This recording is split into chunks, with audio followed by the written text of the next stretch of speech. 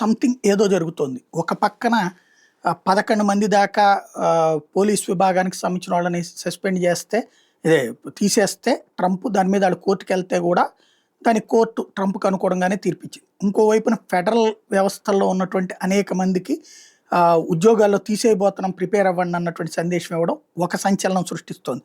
ఈలోపుగా ఎవరైతే యుద్ధాలకు సంబంధించినటువంటి విభాగానికి అమెరికాలో యుద్ధాలకు సంబంధించినటువంటి విభాగపు హెడ్ అయినటువంటి పీట్ హెగ్సెత్ తాజాగా రేర్ అర్జెంట్ మీటింగ్ అంటూ ఒక మీటింగ్ కాల్ఫర్ చేశారు. ఎవరితో?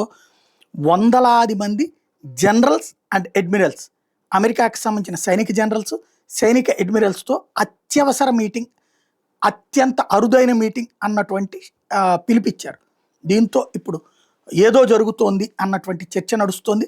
ఓ పక్కన ఇరాన్ అణ్వాయుధాలు సమకూర్చుకుంటాం, ఎవడాపుతాడో చూస్తాం లాంటి స్టేట్మెంట్లు ఇస్తూ 2026 కల్లా అణుయుద్ధం దేశం కింద మారతాం అని చెప్తున్నటువంటి సందర్భంలో ఏం జరుగుతుందనేది చూడాలి.